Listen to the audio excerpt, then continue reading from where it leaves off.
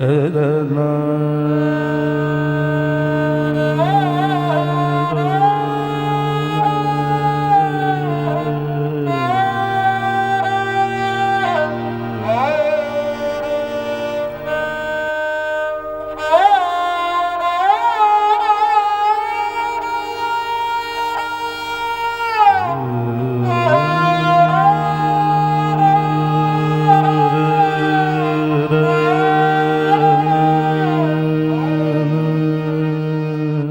have already noted in an earlier discussion how the first farming cultures emerged in this subcontinent.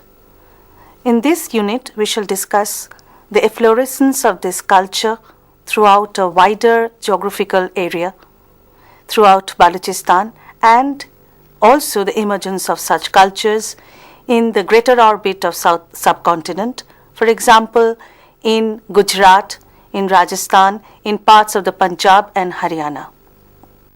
If we look at the map of Baluchistan, we find that cultures have sprouted in the northern Zob Valley, in the eastern Loralai Valley, and down into the central Baluchistan area of Quetta and Kalat, farther south in the Khuzdar area as well as in the Amri area.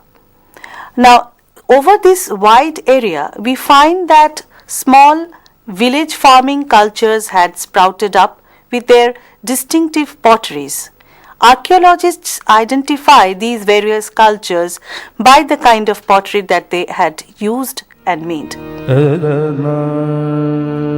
The village communities on southern Baluchistan and Quetta Valley show the use of similar kinds of painted pottery, having naturalistic decorations showing humped bull and people leaf motifs.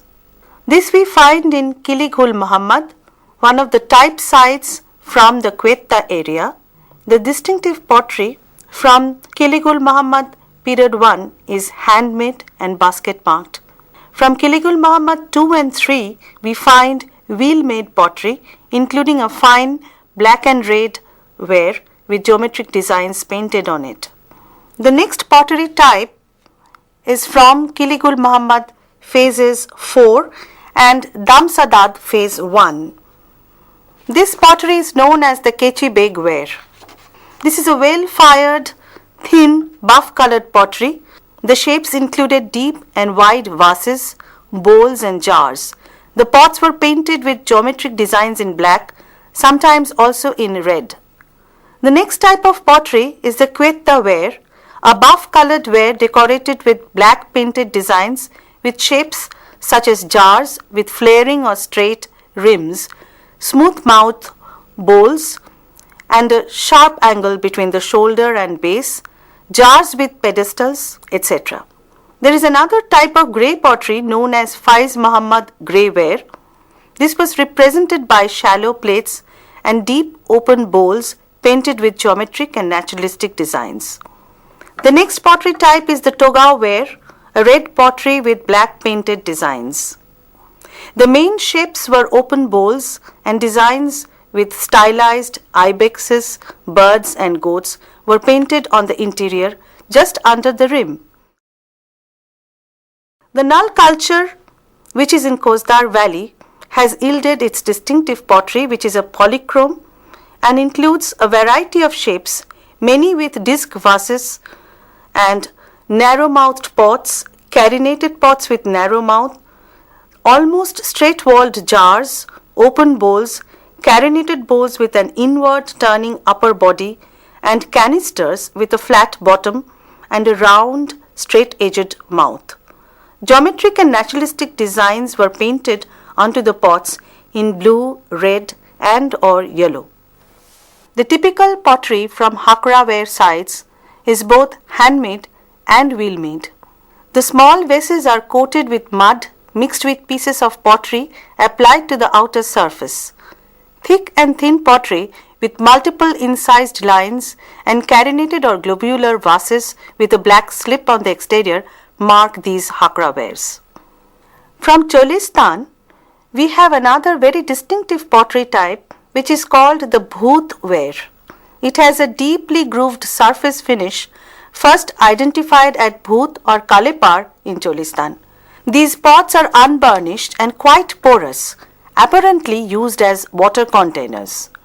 The possibilities of using draft animal attached to wheeled vehicles meant that there would be long distance communications, which would naturally result into greater cultural contacts and efflorescence of diverse and complex cultural units. In Baluchistan, the major village sites which belong to this phase are Damsadad, as I have mentioned, Ghul Mohammad, Kalat in Quetta region, Sur Jangal, Rana Gundai, Nal, Amri and others. As to the cultivation techniques, it is possible that the first farmers at Mehergarh had practiced the use of rainwater in winter. When we come to the sites of 4500 to 3500 BC, we find that they practiced two types of water management. One, they would follow what the Mehergarh farmers did. They would channelize the fresh water that was coming down from rains, collecting into the basin areas, into their agricultural fields through man-made channels. But second is very interesting, for which we have evidence from the Nal site, where we find that rain-washed soil was embanked with limestone blocks, and that soil, which was moist, was used for cultivation. From second half of 4th millennium BC, we witness emergence of farming cultures in the Cholistan and Hakra valley sites. Emir Mughal's excavations and explorations have thrown light on these cultures. We find innumerable sites, almost 99 sites in this region. Now, about the Saraswati and other hundreds of paleochannels, we already have evidence from satellite pictures. These pictures from satellite imagery indicate that there were hundreds of paleochannels flowing through the area, now appearing dry, and these had provided lifelink supports to these numerous Hakra ware sites.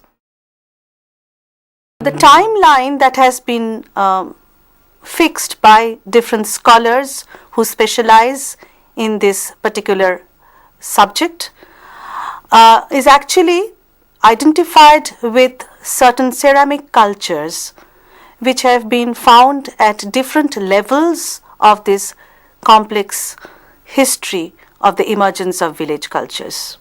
It all starts in Baluchistan, of course.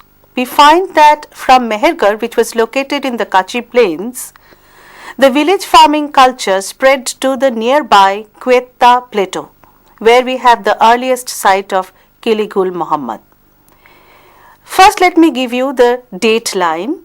For example, the earliest ceramic culture, which actually gives its name to a phase of civilization, is the Kili Ghul Mohammad culture.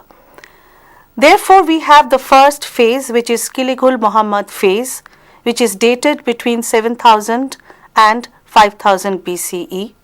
The next phase is the Burj basket phase, marked by the basket pottery, which was used and first found at the site of Burj. The date for this phase runs between 5000 and 4300 BC.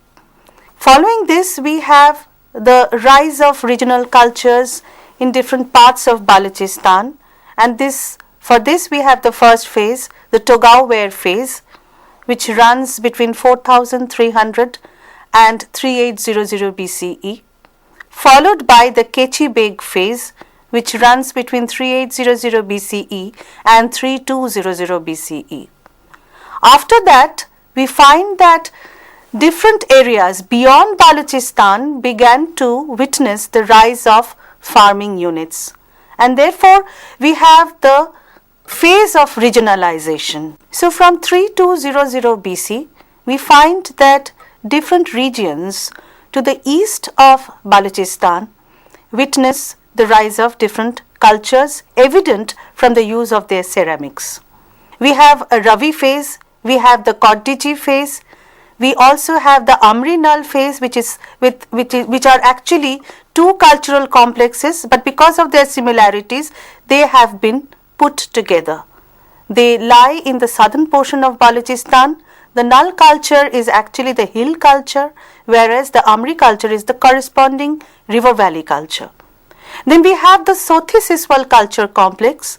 Sothi culture actually represents the early Harappan in Rajasthan, whereas the Siswal complex actually represents the early Harappan in Haryana and Chandigarh region.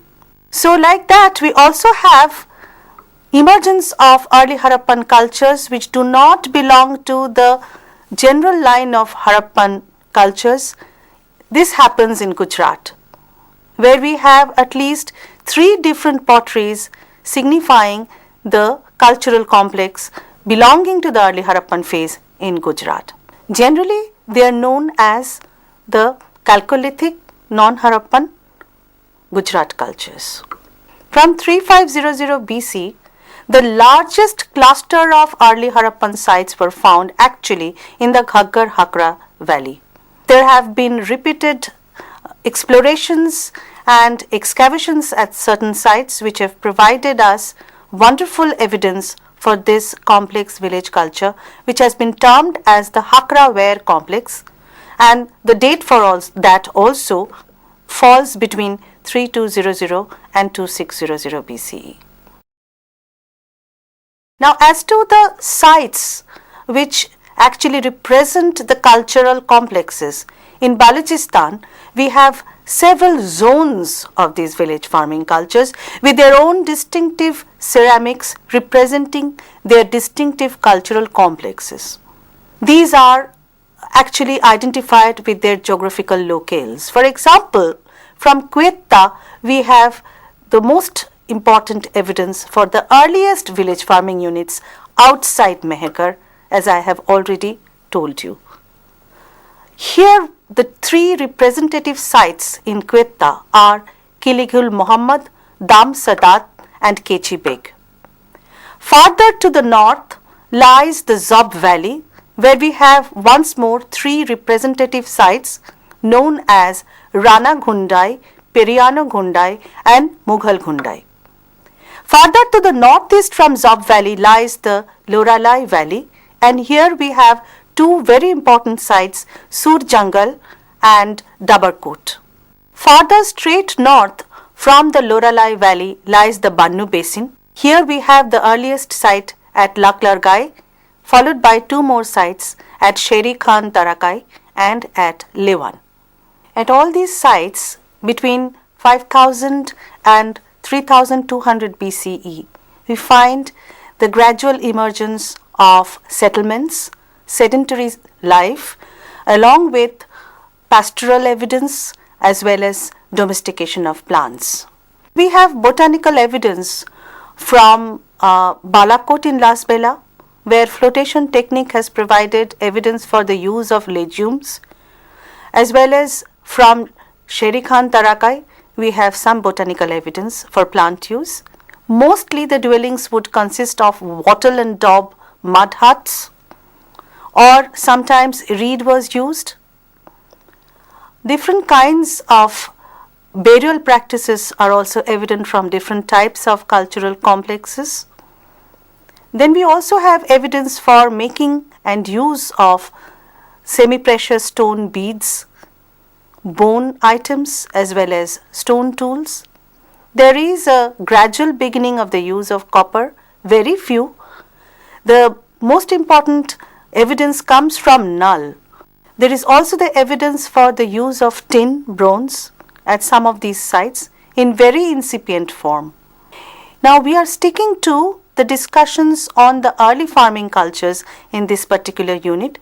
So I would like to talk about the early Harappan complexes that has been found in the different parts outside the Baluchistan Indus region.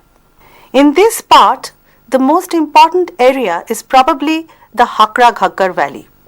Here, in the colonial times, Sir Aurel Stein had conducted extensive explorations and he came up with evidence for numerous Harappan village settlement types. In the 1950s, ASI under the leadership of A. Ghosh had conducted series of explorations in the Ghaggar, Drishadvati and Naiwal river systems. These are old beds actually, where he came across numerous sites where the evidence for early Harappan settlement were found. These actually stretched from the region of Bhadra to Anupgarh. In the 1970s, we have the most complex evidence that came from the research of M. R. Mughal.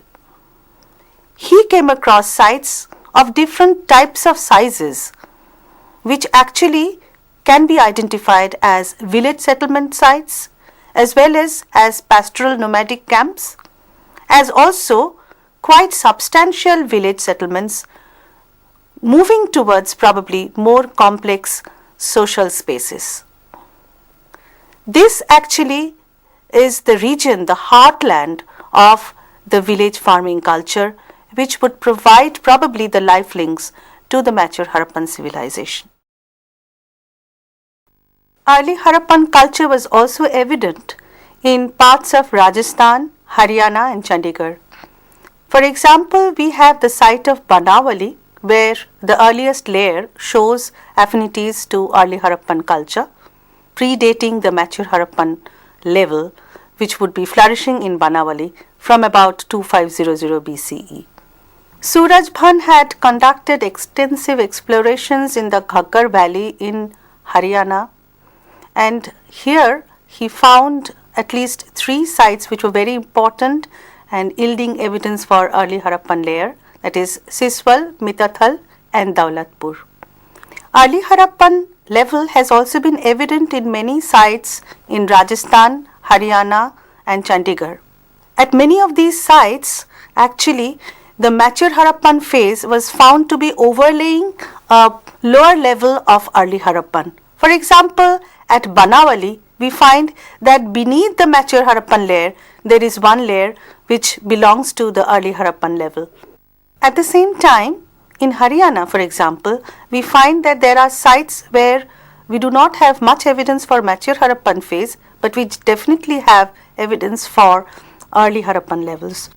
In Rajasthan, again, we find that the site of Kalibangan, which was actually a very well-known mature Harappan site, we find that there is an early Harappan level which is quite extensive. It is also yielding very interesting evidence which we shall discuss later. Similar things were also found to happen in Gujarat, and this needs some detailed discussions. At Gujarat, for example, we find that there are different zones where we find that non-Harappan Chalcolithic cultures evolved. All these cultures are identified by the typical potteries that they used. For example, at Lothal and at Rangpur, we find an early phase preceding the mature Harappan levels, which is identified by the ware that they used, which is called the micaceous red ware. Again, at Padri, which is generally denoted as a mature Harappan site, we have an early level where the use of the Padri ware actually indicates that some kind of a local indigenous Chalcolithic culture had pre-existed the mature Harappan culture there. This is also evident at the excellent mature Harappan site of Dholavira as well as at Harappa. Of course, the culture which precedes the mature Harappan level at Dholavira is different from the culture that precedes the mature Harappan level at Harappa. They are two different cultures, but the presence of these early Harappan traits show that indigenous Chalcolithic cultures were already there, on the top of which some sort of uniformity was achieved at the cultural level, leading towards what was to develop as the mature Harappan culture.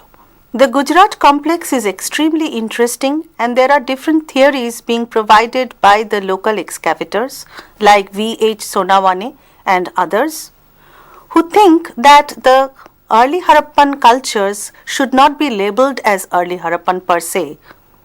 They are local, indigenous, Chalcolithic cultures which do not have any affinity with the Harappans as such, but they had a direct contributive role to the emergence of the Harappan culture in these regions. And the zones in Gujarat where such activities are evident are the Kutch region, where at Dholavira we find that the presence of a non-Harappan preceding Chalcolithic culture actually probably paved the way for the mature Harappan culture there. Similarly, in Saurashtra we have such evidences from Lothal. In the northern Gujarat we have such evidence from Loteshwar. Now, there are distinctive potteries representing such zonal developments. For example, Padri belongs to the Saurashtra region, Padri ware. The Anartha ware represents the northern Gujarat sequence, and the micaceous red ware represents the upper Gujarat region. The most important development which took place within this time period that we are discussing now is the gradual evolution of urbanity. This is evident from the findings at least three sites: the site of Rahman Dheri, the site of Kalibangan, and the Kottdiji evidence. Now, at Rahman Dheri, we find that around 3300 BCE, there was the development of some kind of a walled settlement. The site is found elevated about 4.5 meters above the surrounding field, and the entire extension of the site goes to about 2 hectares. It's quite a large site. A lot of building activities have gone in here, and the wall that encloses the area is actually a fortification wall which is supported at the base by stone rubble and with mud bricks at the top. Interestingly enough, we also find probably the first laid out city plan in the Indian subcontinent at Rahman Dheri. We find that the entire site was divided up into streets which ran at right angles to each other, forming a grid pattern, and within these layout there were several building structures. It is also interesting to note that there are 3 periods at Rahman Dheri. The first period ranges from 3300 BCE to 2880 BC. The next period comes to from about 2880 BCE to 2500 BCE. Now, the planned city seems to have occurred in the first period only, and it was subsequently followed by the people who resided there in the period 2. So, it seems that already around 3300 BCE, people had experienced an organized semi-urban life there. So, we can talk about proto-urbanity at Rahman Dheri quite clearly. Now, following this evidence, we have the evidence from Kottdiji. Kottdiji actually lay in the Sindh region near the Khairpur town, and here we find that an area of 550 meters by 350 meters was cut off by a fortification wall. The settlement lay both inside this citadel wall as well as outside this citadel wall. It seems that there was the tradition of acropolis, which was also evident later on in the mature Harappan phase. Now, buildings inside and out both revealed mud brick structures, and the bricks are interesting because we start having mud brick structures from this time onwards. Of course, we evidently noted mud brick structures at Meherkar, but these structures at Kottdiji as well as at Rahman Dheri are much more substantial. There are also interesting evidence about craft activity and organized craft activity in organized space. For example, at Rahmandheri, we have remains which identify some space to have been used as pottery manufacturing area. We have evidence for scattered debris of pottery as well as firing devices in one particular area. At Cottagee once more, we have ample evidence for craft activity, starting with pottery, which was a very distinctive type of pottery, giving its name to a particular phase of culture, as we have already discussed before.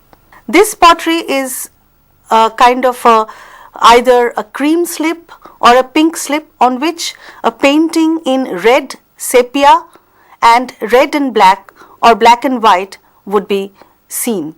Now, these bichrome pottery is very beautiful. It's a very fine pottery. It has painted motifs on it. Cottagee pottery is actually very typical of the early Harappan phase. Other terracotta items at Cottagee would include the bull figurines and the mother goddess figurines. Bull figurines also come from Rahmandheri. Now, apart from that, from Cottagee, we have a very interesting evidence in the form of a wheeled toy cart. Now, this model replica probably actually indicates the presence and use of life-size real carts attached with wheels. Now, this would also indicate that there was a significant change made in the communication system. Kalibangan in northern Rajasthan is a distinctive mature Harappan site. But beneath the mature Harappan level, we have come across wonderful evidence for an early Harappan phase of activity.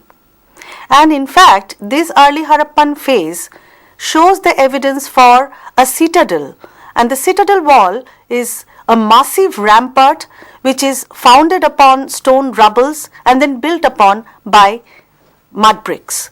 And within this enclosed space, we find dwelling quarters as well as uses of public spaces. For example, manufacturing areas, which is probably indicated by the rows of ovens that we have found on floors. And also pot-like huts which have been found laid down side by side continuously.